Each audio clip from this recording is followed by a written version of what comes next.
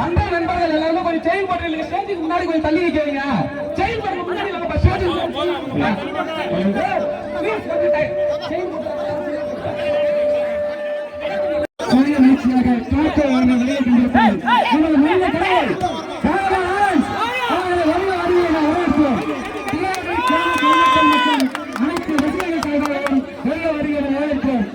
அவர் கிராமத்திலிருந்து ஒரு ஏழை விவசாயியை தேர்ந்தெடுத்து அவருக்கு அதை மாற்றி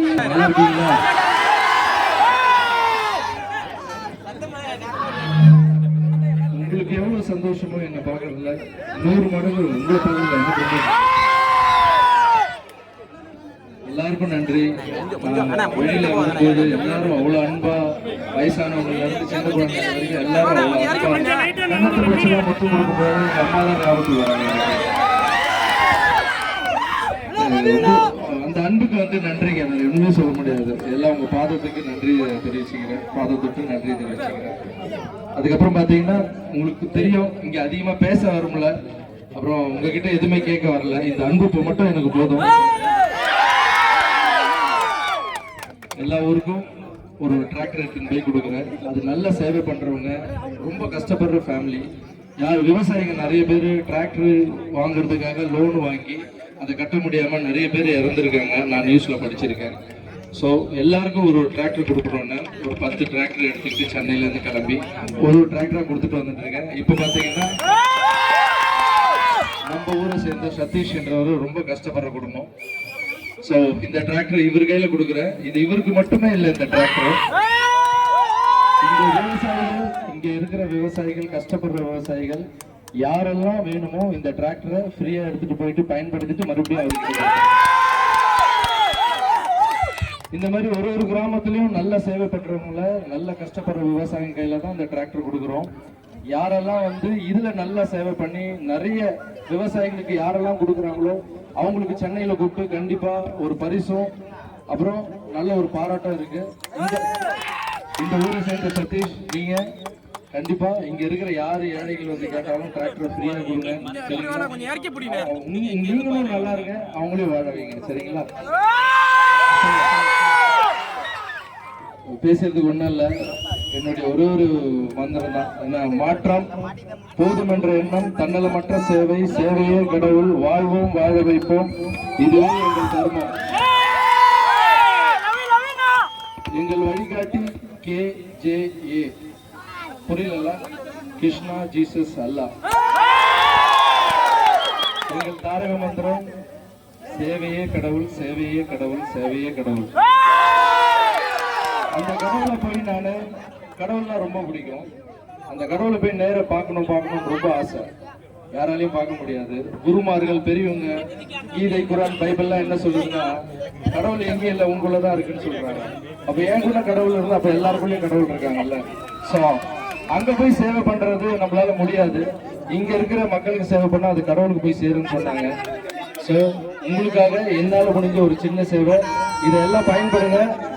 இன்னும் இந்த ஊருக்கு வந்து நிறைய நல்ல விஷயம். அதுக்கப்புறம் நிறைய இடத்துல நான் கேள்விப்படுறேன், விதவை பெண்கள் வந்து நிறைய பேர் தையல் மிஷின் கேட்குறீங்க.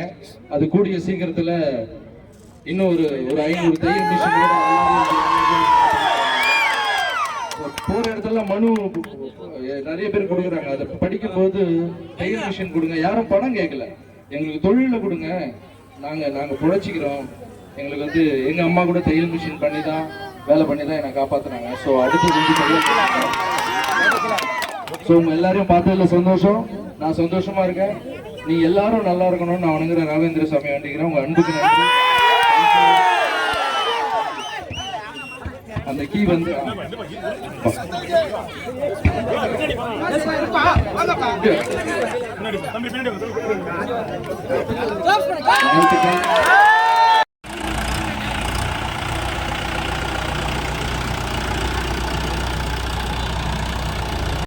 இல்லை சார், ரொம்ப நாளாவே நான் படிச்சுட்டு இருக்கேன். இந்த டிராக்டர் வாங்கிட்டு நிறைய பேர் லோன் கட்ட முடியாமல் இறந்துருக்காங்க, நியூஸ்ல நான் படிச்சிருக்கேன். ஸோ அப்போவே எனக்குள்ள தோணுச்சு, இப்போ கண்டிப்பாக விவசாயத்துக்கு டிராக்டர் கொடுக்கணும் அப்படின்னு தோணுச்சு. அப்புறம் ஒரு குடும்பத்துக்கு கொடுத்துட்டு ஒரு குடும்பத்துக்கு கொடுக்குறத விட அங்கே இருக்கிற ஒரு நல்ல சமூக சேவர்கள் யாரும் அவங்க செலக்ட் பண்ணி, கஷ்டப்படுற விவசாயியை செலக்ட் பண்ணி அவங்க மூலியமாக அவருக்கும் பயன்படணும், அவர் டைம் யூஸ் பண்ணுற டைம் போக மற்றவங்களுக்கும் ஃப்ரீயாக கொடுக்கணும். ஸோ எல்லாரும் பயன்படுத்தலாம். ரஜினி சார் என்னென்ன சொன்னாங்க? ரொம்ப சந்தோஷமா, அதான் நீங்க வாய்ஸ் கேட்டிருப்பீங்கல்ல, அவர் வந்து மனசார வாழ்த்திருக்காரு ரஜினி சார். ஸோ குரு, ஸோ அவருடைய வாழ்த்து வந்து எனக்கு பயங்கர உற்சாகத்தை கொடுத்துருக்கு. அவருக்கு என்னுடைய நன்றி. திரைப்பட பாடலுக்கு இளையராஜா வைரமுத்து இசையா மொழியா அப்படிங்கிற ஒரு கருத்து இருக்கு. சரி, இல்ல நான் அதை பத்தி நான் கருத்து சொல்ல விரும்பல. அடுத்த படம் என்ன எடுக்கிறீங்க? அடுத்த படம் அதான் பெஞ்ச் இருக்கு.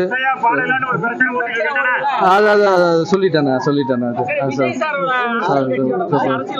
விஜய் சார் வந்து இப்ப அரசியல் வந்திருக்காங்க.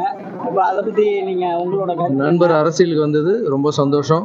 மக்கள் அவர் மேல ரொம்ப நம்பிக்கை வச்சுட்டு இருக்காரு, அவரும் மக்கள் மேல ரொம்ப நம்பிக்கை வச்சுட்டு இருக்காங்க.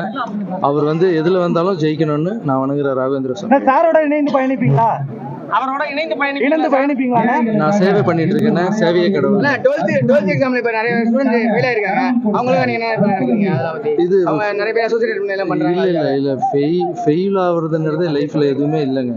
ஸோ இது வந்து அது வந்து இப்போ பாருங்க, 2 கை கால் இல்லாமல் மாற்றுத்திறனாளிகள்லாம் பார்த்தீங்கன்னா 2 கை இல்லை, கால் இல்லை. பட் அவங்களே வந்து அவ்வளோ முயற்சி எடுத்து அது பண்ணும்போது இதெல்லாம் ஃபெயிலுன்றதுலாம் ஒரு சின்ன விஷயம், நம்மளுக்கு படிக்கட்டாக தான் எடுத்துக்கணும். விஜய் சார் 12th 3 ரேங்க் எடுத்தவங்களுக்கு ஆனர் பண்றாங்க. நீங்க ஏதாவது பிளான் வச்சிருக்கீங்களா? பார்த்து பண்ணலாங்க, பார்த்து பண்ணலாம். தேங்க்யூ.